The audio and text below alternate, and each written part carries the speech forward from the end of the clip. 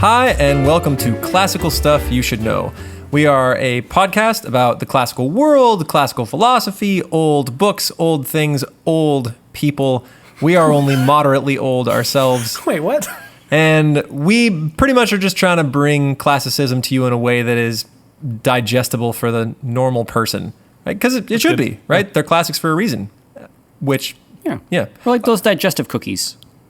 Digestive cookies? What's a digestive? Aren't all cookies digested? Yeah. Those digestive, you know digestive cookies in the States? Are they What are you talking digestive? about? What do you? Yeah. Well, they were created back in like the 19th century England to sort of aid in digestion. They're cookies? serious? Yeah. Do they taste gross? They're kind of bland. They exist. This doesn't. You guys don't know about this? This sounds like Oh my goodness. what happened was a baker made some terrible cookies. I was like, I'll just call these, they're good for digestion. And then he sells his bland this was cookies. back in the day of like making things that you thought had healthy reasons. So like hot chocolate back in the day was a medicinal drink. And then because they thought that the cocoa bean was, medicinal, and then they didn't put any sugar in it, it tasted gross, but you drank it because they thought it was healthy. Granola was invented in this way. To find like a super nutrient food for the workers. They have this in England, and so digestive cookies were part of this. Welcome to our new podcast, Food Stuff You Should Know, featuring classical food stuffs. That's awesome. Anyway. Okay. My name is AJ note. Hannenberg. I am joined by my two fellows, Graham Donaldson. Are you not going to say anything? Oh, I was going to say Thomas. Never mind. Sorry. I'm Graham Donaldson. And Thomas Magby. I'm Thomas Bagby. There it is. Thank you. And we are all three educators at a classical Christian school in Austin, Texas called Veritas Academy. And we all really like our jobs, and we love teaching, and we take it seriously. Yep. So this podcast isn't just about Speak for teaching. yourself. It's about classicism in general. So you don't have to be a teacher to enjoy this. You do have to be a student of life, though. Yep. Wow. Yeah. But that's for everyone, right? Yeah. That's Everyone should be a lifelong student. Someone talked about this last episode, that the humanities are for humanizing us. So this is available to everyone. Yep. Isn't that cool? To make you free as a human. That's why it's called the liberal arts. Yep. Okay, Okay. what are we talking about today? Yeah, that was a long intro. So It today took like a minute. we are jumping into another old Greek play. I told you, old people. We're all about them. Love old and people. Magby will be leading us through it. It's the sequel to Oedipus, right? Yeah. Are we turning into a Methuselah fan cast? Like, we're just going to talk about old people? Like, you're just talk about the oldest of people? Dude, I wrote a poem about Methuselah once. What? No. When? Recently? No, in college. Okay. And I went, we are so off track. Look, that's what I'm here for.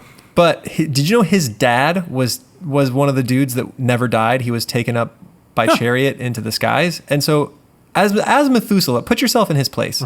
Your dad never died. He was taken up into the skies. Right around year 800, I'd be like, maybe that was supposed to happen to me and God just forgot. And at that point, you just got to be questioning how things are really supposed to shake down. So I wrote a poem about it, and I think the conceit was that God had prepared a deep reservoir of human experience, and then he could go and he came as a mosquito and then drank Methuselah's blood and absorbed the experience. I don't know. It was weird. It was a weird poem. When are you going to read it on the podcast? Oh, it's weird. My poetry is weird, you guys. We need a new poetry corner with AJ. Can we?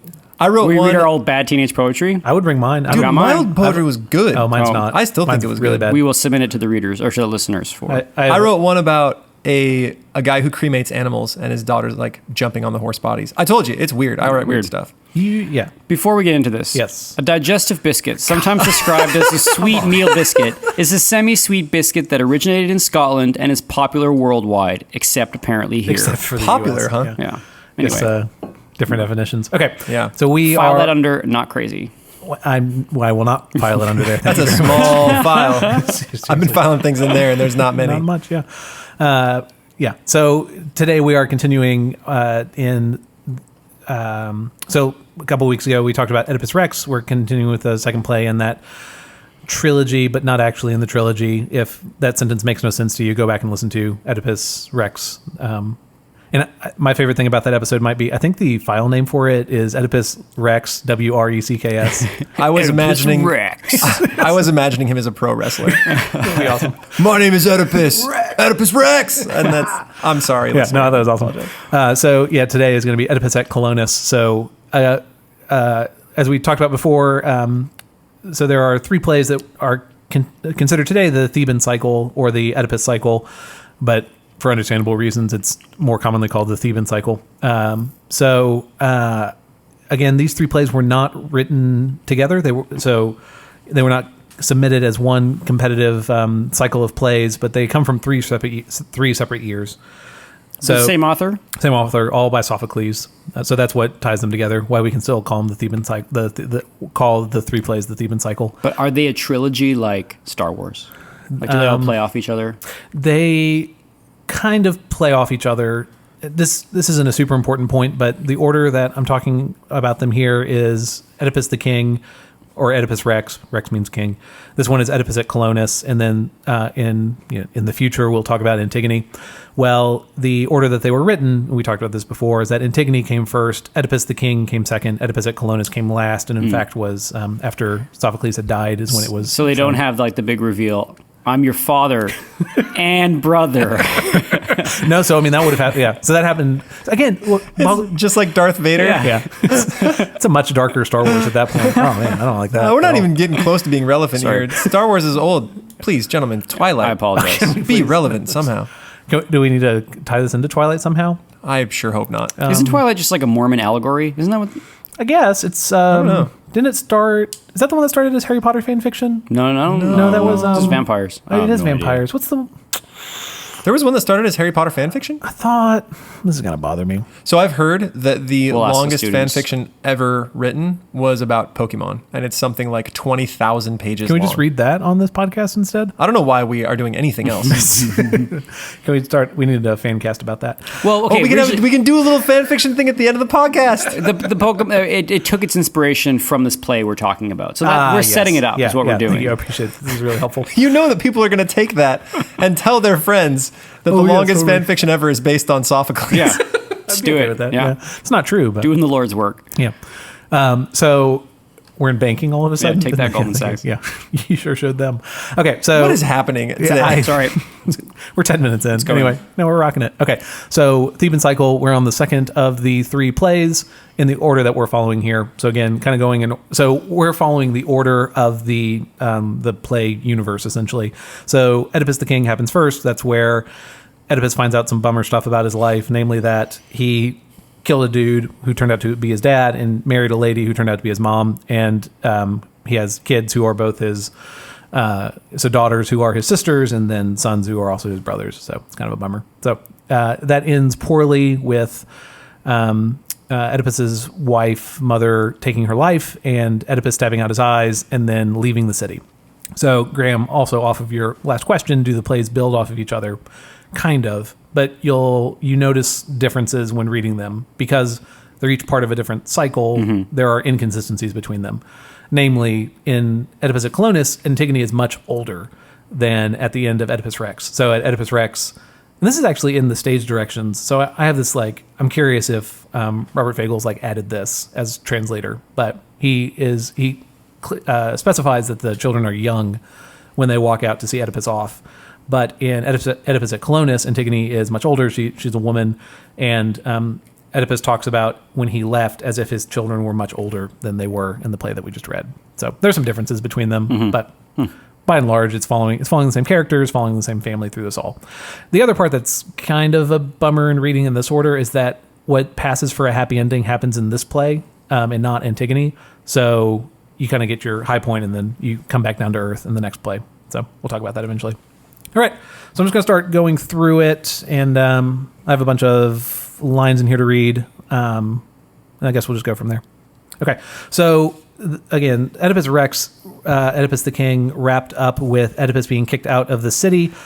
And Self-kicked out, if I recall. That's fair. So he despairs of life right off the bat, and then decides that leaving the city would be better than killing himself, and so he leaves the city. He will remember that as we go later into the play. There's an interesting way to read this play where it's he has become old and because he's been focused on how angry he is for so long, he's just changed the details of the story. But I don't think that was intended by Sophocles, but I wish it had been. Okay, so Oedipus and Antigone roll up to the city Colonus, which is where the play gets its name, Oedipus at Colonus. Do y'all know anything about Colonus? They made sweet-smelling perfume for men. I guess. Wasn't that featured in one of the Star Wars movies? Attack of the Yeah, Technically Colonus? Colonus. Yeah, I do. Crushing It's a it. city in Germany. I need to work out a badump sound effect that I can work into the podcast. So Colonus is a city that's about a mile from Athens. It's very close to Athens, and it is also where Sophocles is from. So that's probably also an interesting thing about it. Sophocles kind of invents this myth around Colonus, and I tried looking into like, does anyone else say these things about the city? And the answer is basically no. There's this prophecy that the play ends with about like the greatness of the city, and I don't think any of that ever happened. So again, this Maybe it was wishful thinking on Sophocles' So seriously, so he wrote this play right before he died, and then again, like I said, it was performed after his death. So I don't know. There's something about him wanting his city to be remembered. It's kind of sweet, right? Like the last thing he writes is kind of a love letter. But there's like songs in the 1950s talking about like how amazing Kansas City is, and you're like, well, I don't feel like Kansas City ever really made it to the same heights as like Chicago and New York, although they thought it was going to maybe like post-war. But if you are listeners from Kansas City, I'm so sorry. I sincerely apologize. I would for write being in Kansas City. Yeah, I would write a love letter to my hometown of Spokane. To Spokane, Like, Washington? It has its quirks. It's got its potholes. It's got a lot of potholes. A lot of them, yeah. But I don't know. There's something wonderful about the people there and all of their Can you write a poem wonderful about problems. Can you write a poem? He probably about already it? has when he was a that's teenager. fair. I would definitely write a poem about it. And then read it on this podcast. Yeah. This is a good idea. Okay, so main characters, Oedipus and Antigone. So again, Antigone is one of the daughters of Oedipus. Oedipus has two daughters, and they'll come in later. So Oedipus and Antigone are walking, and they come to Colonus, and the play starts with them wandering into a grove that is dedicated to the Furies. Oh, Gentlemen, who are the Furies? There's three of them. Conscience monsters. They are flying harpy witches, Yes. and their job is to wreck your life if you somehow cross. It's not just cross them, but it's if you do things Cross that law. cross Like law, taboo. Yeah. So they Yes. they come after Orestes? Orestes. I was going to say Oedipus, but that's not the right name. They come after Orestes when he kills his dad. mother. Or kills his mom. Because he is supposed to avenge his father, and then he must kill his mother, but that ends up being matricide, which is forbidden by the Furies, and so they hound him even though he was kind of in a catch-22. That's right. Fun fact: our campus is getting campus cats to help keep the snake and bug and scorpion population in check, and we should name them after the Furies. I think so too. Everybody kind of wants to name them after the houses, and I think Fury names would be fantastic. I think we're going to go through a number of cats on this campus. Oh, don't say that. That makes me sad. Because of vultures and coyotes and stuff. But so maybe we can have both. What we need to get are some of the really big cats. Those really mean ones. Yeah, the Furies. Are you talking about like a cougar? like a bobcat. Like if we could get a bunch of bobcats, they would. Train them? Yeah, but then What do we need to train them for? We just need them to eat stuff. well, then our kindergarten population will we- go down. We don't have to talk about our grammar school. Yeah. This is terrifying. AJ, this is why I'm thankful that you teach and are not an administrator at the school. Ouch, man. Your large cat population. I got one word for you guys: bobcats. They're not that big. Okay. That was AJ's I don't think last they would word. carry off kindergartners. They don't usually work as a team. Okay, great. Our bobcat expert. Okay, so You say that as if it's not true. are you actually I live in the Northwest. I know bobcats. They exist up there. no judgment? Actually, lots of judgment. Lots of judgment. Actually, I'm exceeding him. hopefully that very makes it judged into over the here. poem. His angsty poem about how we don't take him seriously for his bobcat knowledge. And this is the episode when I quit the podcast. This is it for me, folks. man. Enjoy the audio stylings of these two gentlemen. Yeah. That would be a super boring podcast. Please never leave. Okay, so Aw. I write summaries of the things that I talk about, and we're one line into 20. So Sorry. yeah, no, we're fine. This is much more entertaining. The entire audience is going to be like, oh man, those first 15 minutes were great, and then the last 45. Okay, so Oedipus and Antigone make it to this grove of the Furies at Colonus. So you're talking about these Furies. They are not great characters.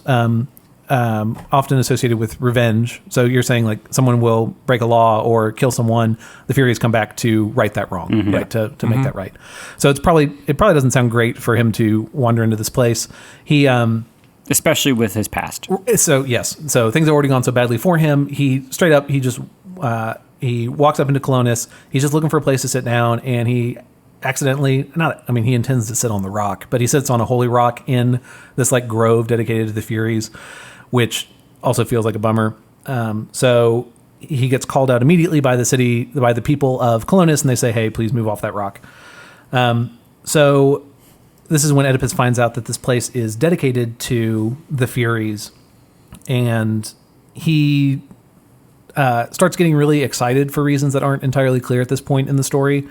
He will then, a little while later, has not incredibly nice things to say, but so he finds out that this grove is dedicated to the Furies, and then he goes off and after the people of Colonus leave, he's talking with Antigone about the Furies. You queens of terror, faces filled with dread, since yours is the first holy ground where I've sat down to rest in this new land, I beg you, don't be harsh to Apollo, harsh to me.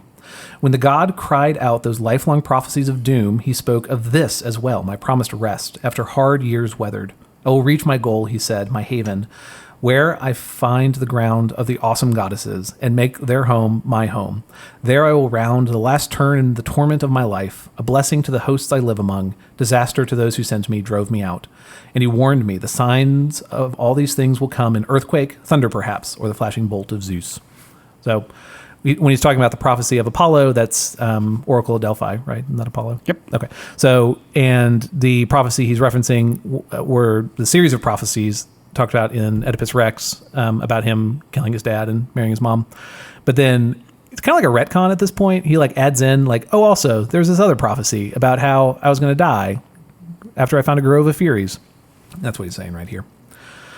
Okay, so he is currently still hanging out on this rock that he's not supposed to be on. The old men of Colonus, I wrote Corinth on here, which is totally not right, but Colonus, the old men show up and they coax him off of this rock. And come here. Yeah, come on. Come on. If you were to read it, it's almost exactly that. And it's this whole back and forth of like, okay, I took a step. Is that enough? And the old people are like, no, take another step. And it's just back and forth for a long time. It's kind of funny. Oedipus, so far enough. Chorus, just enough. You hear me? Oedipus, now may I sit down? Chorus, move to the side a little. You're right at the rock's edge. Now crouch down. It's very funny. So they coax him off the rock. Is there a reason? Is it ever told why the rock is sacred? Because it's dedicated to the Furies. Like it's it's a grove for them, and no one else is supposed to go into it. Gotcha. So no one else has been in this except for Oedipus, who shows up and accidentally sits on it. So old people are like, "Hey, come off that rock." They say that they're going to help him. They're going to protect him. They want to find out what is going on with Oedipus. Well, they talk him off the rock, and then almost immediately try to chase him out of the city once they figure out who he is. Jerks. Yeah. So they make this promise to protect him and watch out for him, and then say, no, actually, you should leave our city because you're cursed. Which is not, that's a pretty good reaction. Like, is Oedipus the guy that you want coming to your city? Especially if, like, Furies are going, if the gods are going to enact their vengeance on the unnatural acts and the taboo acts of man, then, like, yeah, I wouldn't want Oedipus hanging around. Right. Because the Furies, from what I understand, are, like, they're all business, and you don't get to rationalize with the Furies. No. What? There's a thing in ancient Greece where there was like a refuge city. Is that what's coming? In what city was that? I don't remember which city, and I think there were a few of them. Okay. But if you, say, murdered a friend, and you could flee to one of these refuge cities, and then you were safe. So Oedipus says that city is Athens. So I don't know if that city changes over time. I'm referencing way ancient. Oh, okay.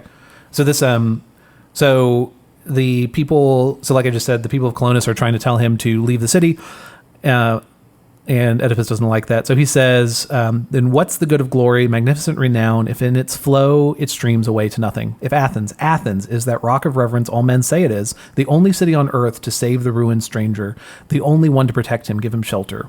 Where are such kindness for me? First you raise me up from my seat in the grove, then you drive me off the land, terrified by my name alone. Surely not my physique, nor what I've done. So he's saying that Athens is supposed to be that place where he's safe to go, but even he is kicked out of the city that's supposed to be safe to the stranger. Mm-hmm. So is it Athens that he's being kicked out of right now? So he's about a mile away from it. He is trying to get to Athens, but he is stopping at this grove. And they're sort of booting him out. Yeah, they're trying to, yeah. That's rough. It is. You kind of feel bad for the guy. Yeah. Oedipus Rex, Oedipus the King, the last play we read, you don't feel badly for Oedipus. He is murderous. He is angry. He brings his fate upon himself almost. Again, it having been prophesied and destined that he would do these things makes it hard to talk about because it's almost, he didn't have a choice in those things. But the only reason that he fell into the prophecy was because he tried to run from it. So there's still agency involved in it. Yeah, fate is weird Yeah. with the ancients. Did we talk about this last podcast? Only The a little. Iliad versus Odyssey view. Oh, no, we didn't say So that. in the Iliad, it seems like everyone is subject to fate. Zeus himself, everyone falls into it. Achilles falls into it after trying to resist it. He says, I'm going to go home. I'm going to leave. There's no point in doing this. And then the death of his friend pulls him back in and throws him into fate. Right? For Hector, it's the same thing. No one avoids it. And then in the second book, in the Odyssey, it begins with a discussion of fate, or at least how men view it. And Zeus is lamenting. He's like, look, all these people say that it's our fault, that the gods are responsible for all this stuff. But look down at, what's his name? The guy who hung out with Clytemnestra. Aegisthus. So look at Aegisthus. He blames us for his problems when in reality, he is the one breaking all these laws. He made the choices. He did these things. It is on him and not us, right? Man is responsible for the choices they make. So there's this weird duality where man is completely subject to fate and so are the gods, but man also chooses the things. It's weirdly similar to what happens in Christianity. Oh, interesting. In terms of We have human agency, yet There's also God's providence. There's also God's providence and foreknowledge. If you're interested in that topic, you can go back and re-listen to our Boethius podcast. That's a good Yeah. one. I like It was, that. it was Yeah. fun. And there was a It was live good. studio audience. So let me... It was short, but it was good. It was good. It was. We only had 40 minutes. Let me contribute. He has a quote in here that ties in with that. So again, in Oedipus the King, Oedipus is not treated charitably. It is his fault that these things happen. He brings it upon himself. It's about his choice.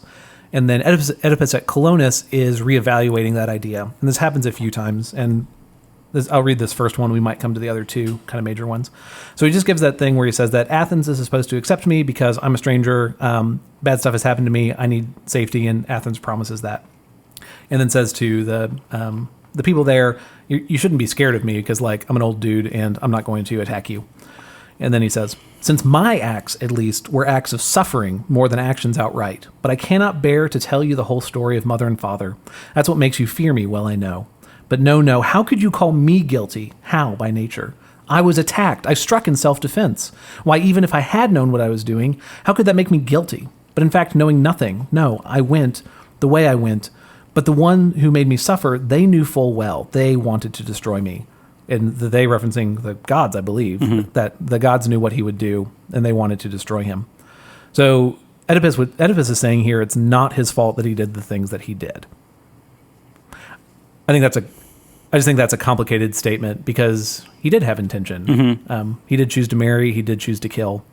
But I mean, he was doing those things while also thinking he was avoiding the prophecy. Like the reason he left was at Corinth, his hometown, was because he didn't want to fall into the killing your dad and marrying your mom. Right. So he left who he thought were his parents and went off and did something and killed somebody and then married somebody else. So I always have a lot more sympathy for Oedipus in this way, in the way it's portrayed here.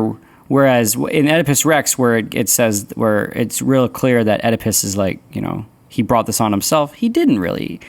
I mean, at the end of the play, they're all wanting to willfully ignore the uncomfortable reality. Like, I think Jocasta is even like, stop asking questions. We can go back to normal. Let's just not talk about this. Right.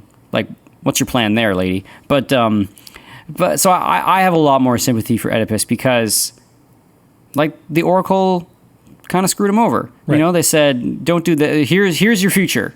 Oh, crap. I don't want that future to happen, so I'm going to leave. And then it happens. But by leaving, you bring it brings about. I mean, that's just.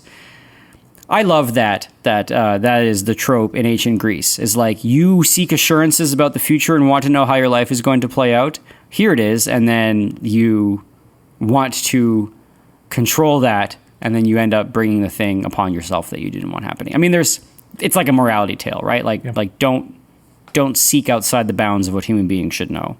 Is it part of the necessity of tragedy that it's not entirely his fault? Or does it need to be partially his fault for it to be tragedy? Typically, your tragic hero will have some sort of flaw, and it doesn't necessarily have to be a flaw of anything except excess of virtue. In Julius Caesar, Brutus's flaw is a couplefold. One, he expects that all men will be noble, even in the absence of like in a power vacuum, no one will make a grab for that power. He also underestimates his friend Antony because Antony has certain vices, and he thinks those vices are pervasive and prevent him from being a capable enemy. So he underestimates some people because of their vices, and he thinks all men are more noble than they are. And so he is too good, and that is his downfall. So wow, that's a bummer for your vice to be an excess of virtue. Which is what makes it so tragic, is that he is such a good man that he fell. A lot of tragic heroes will have some sort of flaw, but I think often it's an excess of virtue. Yeah, it's hard to see Oedipus having an excess of virtue.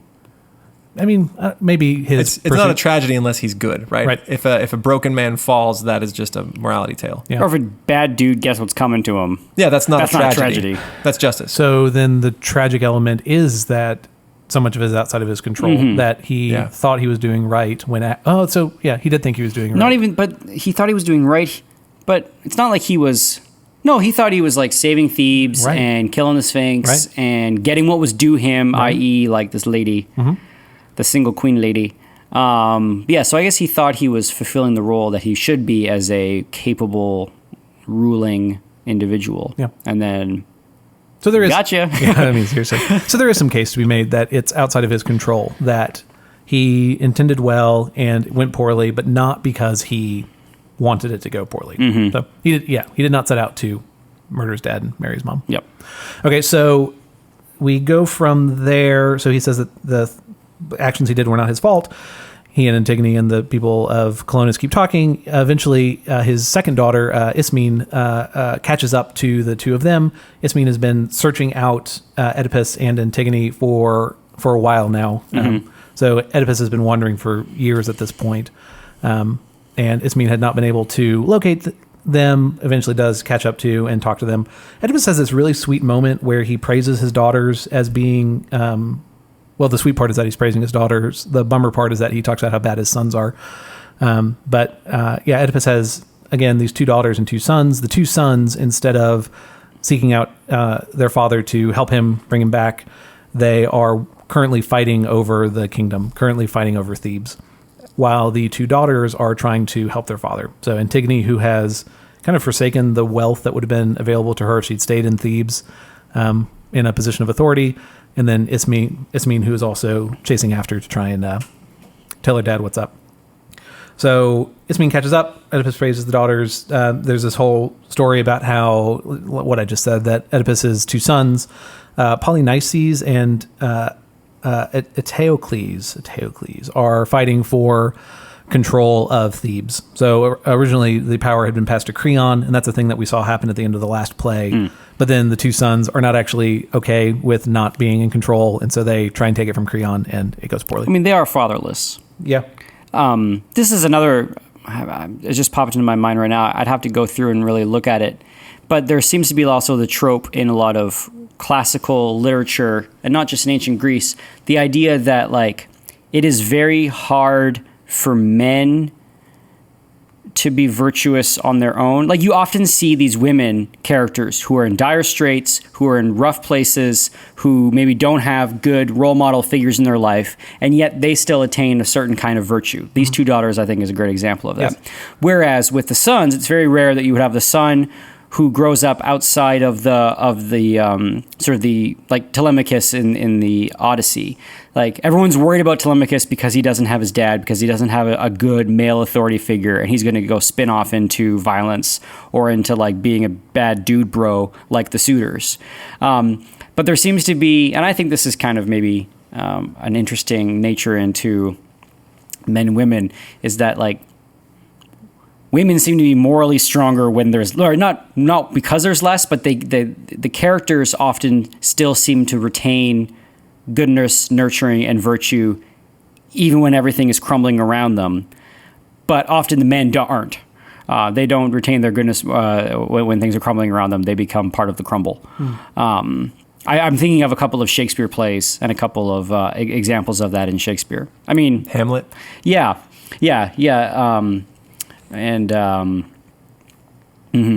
Anyway, that's something I haven't really developed in my own mind, but the fact that like it's his daughters that come out and want to save and help him, whereas his sons are spinning off into power games, fits. It would be a little stranger if like the sons were coming off and they wanted to help, and the daughters were home scheming and playing power games. Like that seems less.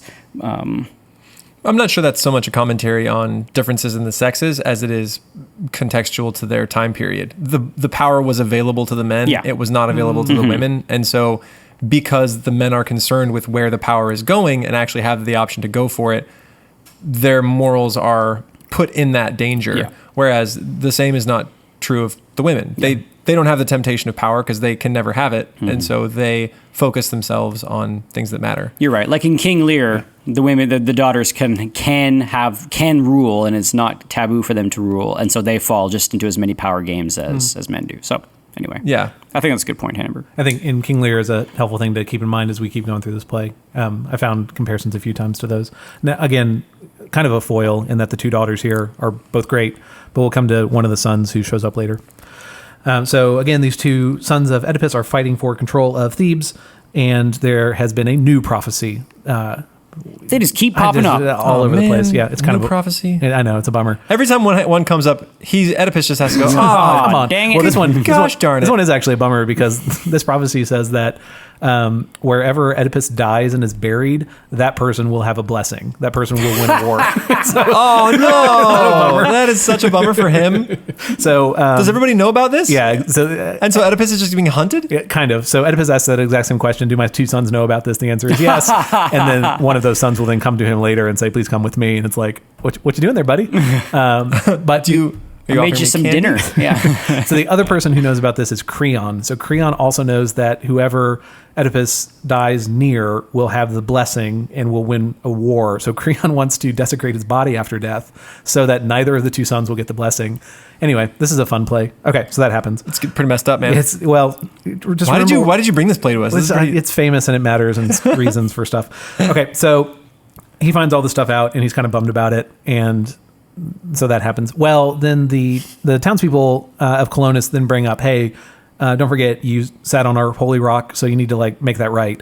So he's given this list of things to do to basically make amends for the desecration of the grove where he stepped into before. And I think this is an interesting moment. So he is not able to do this himself because he is a blind man and he's very old and frail. And so he sends Ismene, one of his daughters, to go and make these amends for him. But I think there is something more happening here where we talked about how the Furies are important normally as a symbol of revenge. But this process is him making amends with that force of revenge. And it's not him that he's not able to do it for himself, but someone is stepping in to make those amends for him. But I think this is where the curse of Oedipus is broken. That someone loved him enough to stand in his place. To do that for him. Yeah. And that it's revenge that's made amends for. And again, that the inciting incident of him needing this ceremonial process is something he didn't plan on, which is kind of the story of his whole life. That he never intended to do the things that he did, but he still did them. And there was a price that needed to be paid for that. But that price had to be paid by one of his daughters. What is the price? What does she have to do?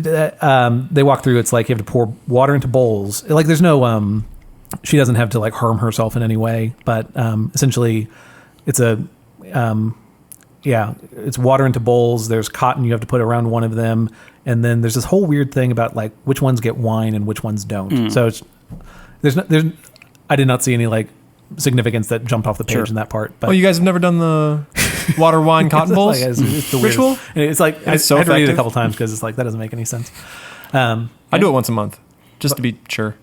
It just gets all the weird heebie-jeebies out of the house. Out of the system, yeah. Yeah, It's kind of like a cleanse. It's like a whole 30. Yeah, I like this. Yeah. Like a whole 30? So my theory is that this is the moment where Oedipus's problems end. Some bad things happen after this, but they're resolved very quickly. So we'll talk about that. Anyway, so this is also a reason. So he has been hounded by the gods forever. And essentially this is also the moment where him being hounded by the gods ends, and then some problems with man still continue. So wait, the bull ritual is where his problems with the gods ends? Yes. So his seems daughter, like a weird spot for that to...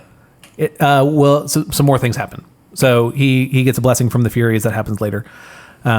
And in a weird way, the prophecy about him dying lifts him up. Like, it now matters where he dies. And so Totally. he's no longer allowed to just wander around. And so there are people who want his Like, attention. hey man, why don't you hang out this over way. here? Yeah, which is also a bummer in its own way. So I'll get really suspicious of any dinner parties. Yeah. Mm-hmm. Like, can you taste this chicken first, there, Chief? Seriously. So Ismene goes off to go and accomplish this ritual for him. He has another moment where he defends himself against the people of Colonus. He says that, again, things were not his fault. So I'll just read these two because they're very short. But to defend himself in regards to marrying his mom, the chorus is telling him, you've done these horrible things. Chorus says, what you've done, Oedipus, no, not done. Chorus, what then? Oedipus, received as a gift, a prize to break the heart. Oh, would to God I'd never served my city, never won the prize they handed up to me. So The prize being the wife? the wife, yeah. So again, he saves the city of Thebes. They rejoice and they give him a bride so that the king will now have a queen. And then to defend the killing his father, I'll tell you, the man I murdered, he'd have murdered me. I am innocent, pure in the eyes of the law, blind, unknowing. I came to this. I mean, this is why you got to date first, right? You got to get to know each other. You can't just jump into Marry marriage. whoever. Yeah, it's a necessity. Because it might be your mom. Gotta try it out. Anyway. Wait, what's your last name? Is this a problem in Iceland? Iceland? Yes, it is. They have an app. There's an app that will tell you if you're related to them because There's there's only like 7. I thought there's like a really small number of. There's only 300,000 people on the entire island. But like and there's a small number of like families. Yeah. And so there's an app you can punch your name into Yeah. it. And I think you have to put your parents' names into it because a lot of people have similar last names. And the way that their last name goes down is like it's your. So our family's originally from Iceland, so I know a little bit about this. So like my dad's name is Terry, so my last name would be Terrison because I am the son of Terry. My name is Graham. My kid's last name would be Grahamson. And then grandson. My sister would be Terry's daughter. That would be her last name. So you have these names that are not these like long-standing family names. So it gets a little confusing as you go back. But yes, they have an app so that you don't. If you're in a bar and you like meet someone, you're like, "Hey, you're cute." You're not accidentally marrying or dating your cousin. Probably a good thing, I think. Yeah. It's a good app. Today I learned. Yeah, that's Good app. Yeah. To breeze through the rest of it, so Oedipus again is defending himself that he was a victim of fate and it wasn't his fault that he did the stuff he did, which again is complicated, and I think you can disagree with that, and that's fine. But I appreciate that this play is presenting kind of the opposite argument. Sophocles is essentially arguing with himself one play later, which is kind of interesting. So then the king of Colonus appears. That is Theseus. Theseus is this noble man who agrees to help out Oedipus. Oh, he's the king of Colonus? Yes. Theseus. Okay. Isn't he Thebes later? Might be. Anyway. There's an ending that's kind of ambiguous where I need to read Antigone because it's been a long time. But like Theseus is kind of getting friendly with the daughters. So I don't know if something happens there. So Theseus appears and he's great. King of Colonus. Oedipus offers to give Theseus a gift, but he won't tell him what that gift is. Just in the context, dying next to your house. It's his death. Yeah, straight out. So anyway, that happens later. But he says, "Hey, I'll give you a gift," and Theseus is like, "Okay, great, nice to meet you." Like it's this very strange interaction where Theseus doesn't know what's happening. Creon then appears. He comes to Colonus because he also has been searching for Oedipus. Creon wants Oedipus to come with him, but Oedipus refuses. Well, it turns out that Creon has stolen Ismene, and so she had accomplished the kind of cleansing the bowl wine cotton ritual. She went bowling. Yes, she went bowling. She had accomplished that, and then on her way back, got picked up by Creon. So Creon has Ismene, and then says, "Hey, I'm going to take Antigone," and then does take Antigone. But the chorus is there the whole time. The chorus that had promised to protect Oedipus no matter what, like stands by.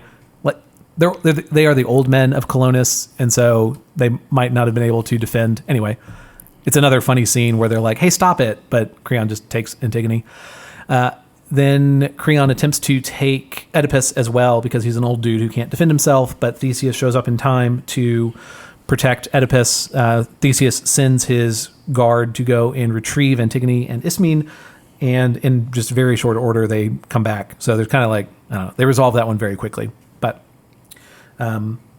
Oedipus defends himself again. I'm not going to read it, but he, again, talks about how it's not his fault. The one, I just lied to you. I'm actually going to read part of it because He says that he is a victim, but that Creon is actively a bad dude. At least I knew one. Yeah. She was my mother. Yes, she bore me. Oh, the horror. I knew nothing. She knew nothing. And once she'd borne me, then she bore my children, her disgrace. But at least I know one thing. You slander her and me of your own free will. But I made her my bride against my will. I repeat this to the world against my will. No, I'll not be branded guilty, not in that marriage, not in the murder of my father. All those crimes you heap on me relentlessly, harrowing my heart. So that's an interesting distinction he draws between the two. He's a victim. Creon's actually like actively choosing bad stuff because there hasn't been a prophecy about Creon being a jerk. Okay, so Antigone and Ismene return. We just said that. And then Polynices comes into town. So again, this is Oedipus's older son who, I guess, by rights, kind of should be in control of Thebes. Again, Creon should be in control, but the son of Oedipus that has the best claim is Polynices. He comes to town, and I feel like primogenitor gets all confused when it's like a brother-son. yeah, seriously. Oh, I didn't even think about that. So then wouldn't Oedipus then have like right again because he's the older brother? Yeah, exactly. Yeah, so he exiles himself and then comes right back. I didn't think about that. You're totally right. So the father has left, and right falls to the son. It's me. Who is the same guy. This Weird. play is messed up Yep. in a lot of ways. So he comes to town. Oedipus does not want to talk to his son because he says that his son stood by while he was being kicked out of the city. Well, if this were the continuation of Oedipus the king, that wouldn't be true because he was like 7 years old. Like he didn't stand by.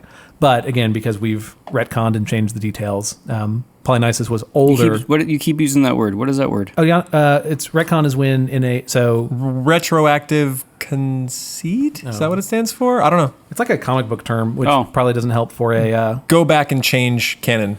a piece of new information that imposes a different interpretation on previously described events. So if you're watching a TV show and a future episode reinterprets something that happened earlier, so there's no way you would have known that watching the TV show through the first time, but a later one tells you how you should have seen that, or changes a detail, something Gotcha. like that. So they change details in a later version of it. But these myths don't have only one version of them. We talked about last time that there's a Homeric version also. Retroactive continuity. Continuity. There you go. Aeschylus has a play that fits in this. I think his is 7 Against Thebes. So Polynices comes and is begging for Oedipus to come with him because Polynices has been kicked out by his younger brother. He wants to attack the city and take it back over, but he wants the blessing of his father because he thinks otherwise he will die and lose. So Oedipus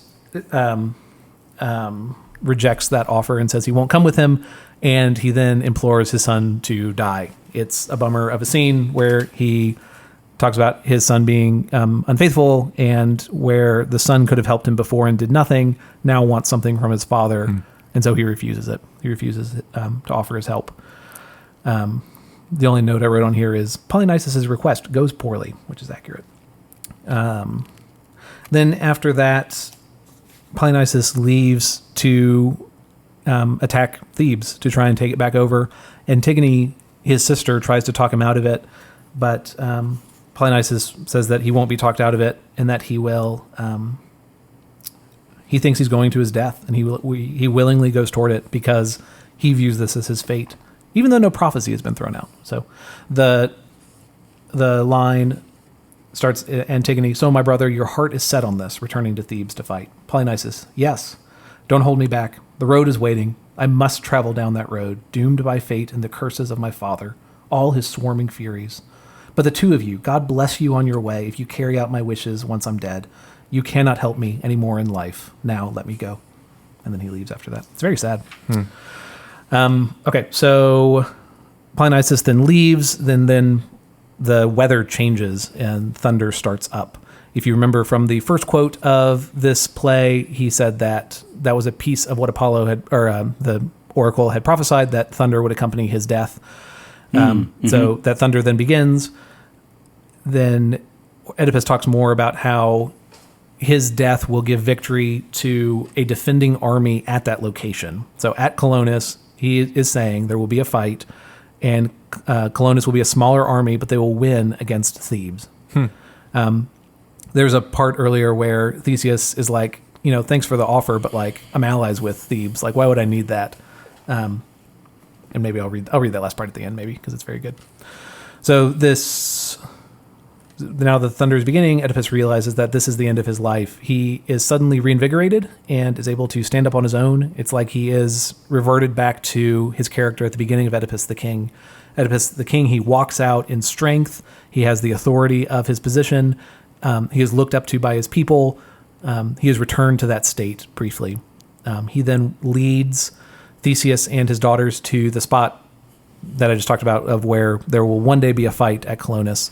He leads them to that place, and then he sends everyone away except for Theseus, so that only Theseus knows where this place is. And then the sons of Theseus will be told this place, but it's a secret location where future kings of Colonus will lead incoming armies to. So Theseus gets the blessing. He gets the blessing. He accepted Oedipus into Colonus, even knowing who Oedipus was. I'm pretty sure he marries one of the daughters. This does sound pretty familiar. Yeah, and if so, we'll talk about it in the next one, which is Antigone. Everything is happening off stage. We don't actually see the death of Oedipus. First off, because it's off stage, but even the characters don't, except for Theseus. Maybe. It's described as, so Theseus and Oedipus walk off. There's a loud noise. Everyone turns. Theseus has his eyes covered, and Oedipus is just gone. So no one sees where his death is. No one sees where his body is. And no one sees where that secret location is. But, I'm not saying it's aliens, but it's aliens. And they hear the gods speaking also. So it could be a situation where he's been actually taken. Crazy. Wait, so while all of a sudden the gods doing like weird apotheosis on Oedipus, when Oedipus did, sort of had this terrible, terrible life. Yeah. So in reimagining the story as him being a victim, it's no longer his fault that those things happened. They were forced upon him, and he was a victim of that fate. So I think that's one piece of it, that there's no punishment to be meted out because he was essentially a plaything of the gods, that they wanted him to be destroyed, and so he was destroyed. And then also, I think it matters, y'all, that scene where there's like the reconciliation with the Furies, it's like 6 pages. Like it goes on and on and on about what needs to happen for him sitting on a bad rock to be reconciled. So there is something significant happening in that moment also, that I think he is set right with revenge. He is set right with the Furies. So it's not just the rock. It's probably this whole broken relationship between Oedipus and the gods, and needing to set that right again. Has been reconciled. And then when it's reconciled, like, because if Oedipus sort of like lived the rest of his life middle fingers in the air to the gods, it would be a very different kind of ending. But maybe this is the gods' way of saying, like, all right, you had a real rough go. Now we're going to turn your life into some kind of future blessing for others. Yes. Theseus. Yeah. Which then gets to be how he's remembered, which is kind of cool. They don't turn him into a bird or anything like that. No. The gods sometimes do that. They do that, yeah. You're a tree or you're a bird or you're the metamorphoses. Yeah. All kinds of people turn in all kinds of stuff. So all that happens off stage. Theseus gets that blessing, and Antigone and Ismene come back, and they ask for the blessings to return to Thebes, and Theseus allows it. And that battle that they're going off to is covered in 7 Against Thebes, which I believe is Aeschylus that wrote that one. So it's not a Sophocles play, or at least not one that we have, because most of his plays have not made it to us. And then that's the end of the play. So he gets his reconciliation, he gets his honorable death, and he gets to die as a blessing to others, not as a curse. So what this is humanities, it is meant for us to think about what we are in our human lives. Like when you read this, Thomas, what were the things that you were thinking about in terms of like our shared humanity? Were you thinking about, I don't know, what were you reflective on as you were reading this thing? And I don't have a totally cogent answer on this, but Sophocles is writing this in his dying days. And it is his reflections on death. A man who has made horrible mistakes. No one would have any questions about that, but wants to make those right before he dies, before his death. So I think, as with all of philosophy, it is a play about death, about dying well.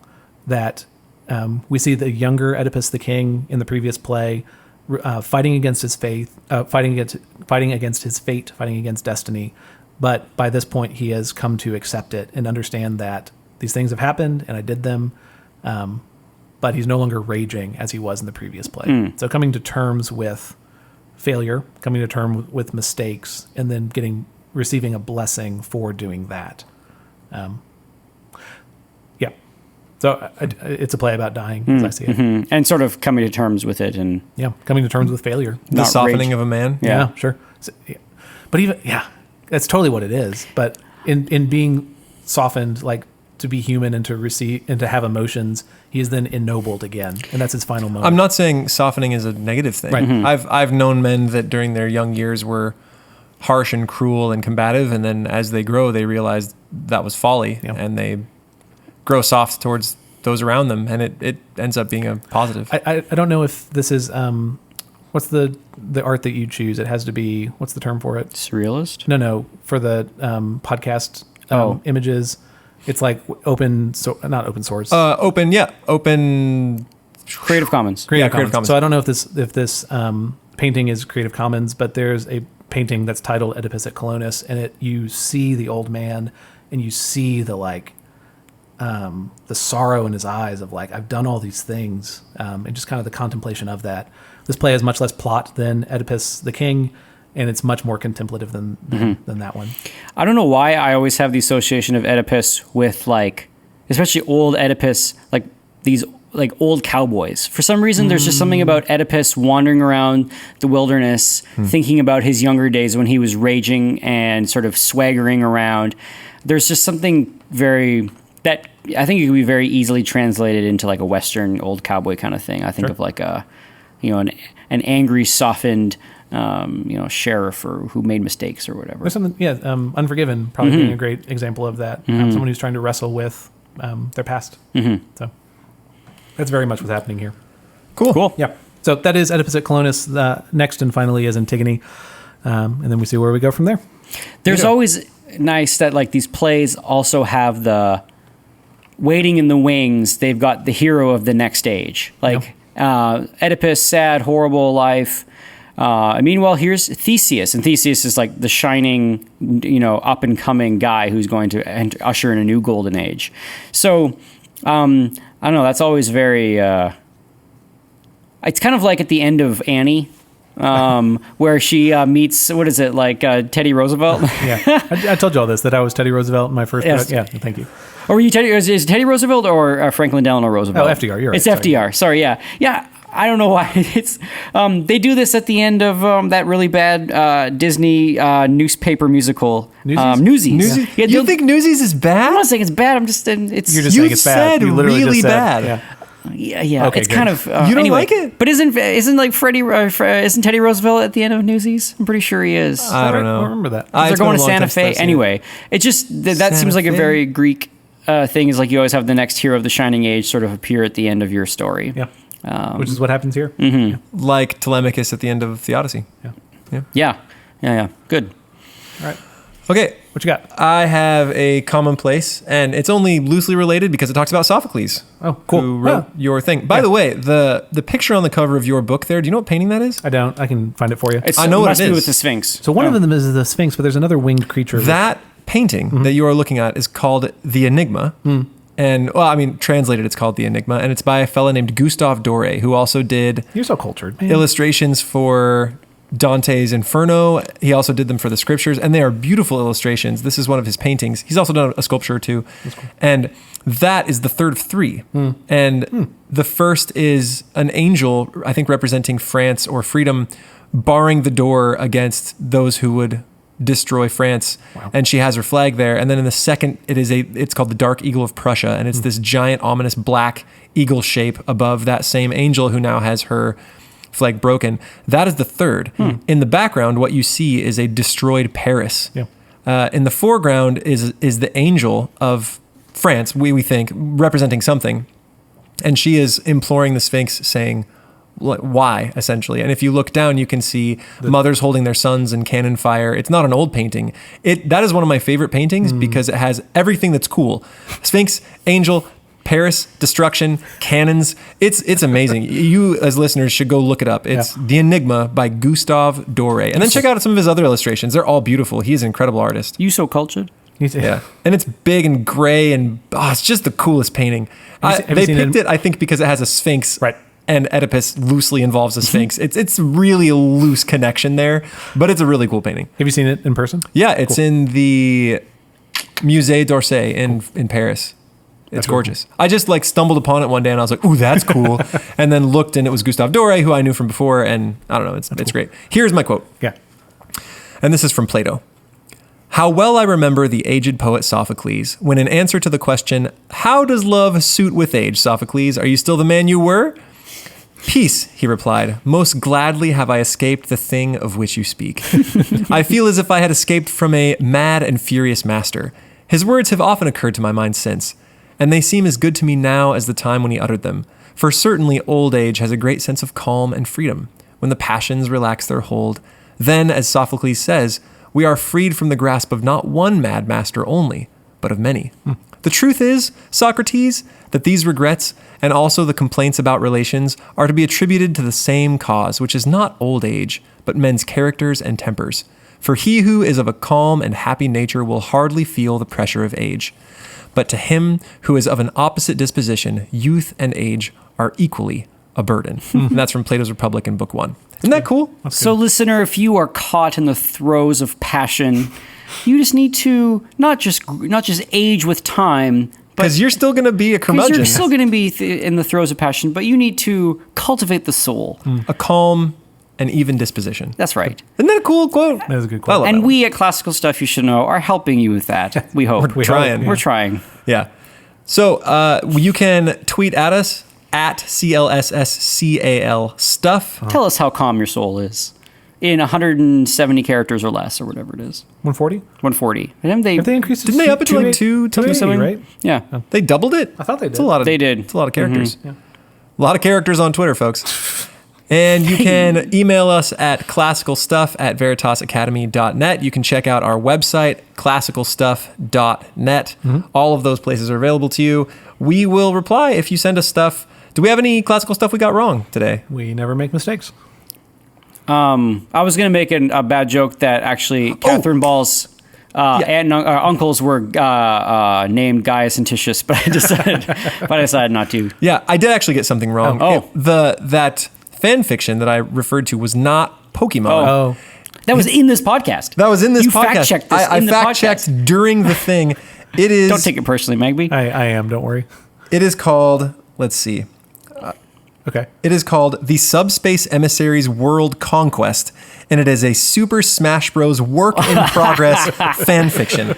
As of July, and I don't know when this article was written, in 2013, so it is Oh, probably man. longer now. 5 years ago. As of July, it was 3,548,000 words long. Jeez Louise. And still working. I think it had a 60,000 word prologue and introduction. That's insane. It is ridiculously long. And let me read to you the very first words of this fan fiction. Yes. It had been a long battle for survival, but he managed to stop the imbeciles from defeating him for real. That is the beginning of one of the longest works of fiction ever made by humankind. Is it Pokey or Pokemon? Pokemon. I don't know. Yeah. Okay. I'm not sure. Pokemon? Any linguists out there can tweet at us. I think it's Poke, because Pokey is Is there kind of there's an Pokemon. accent on it? Is there an Pokemon. accent? and it's Pokemon. Poke.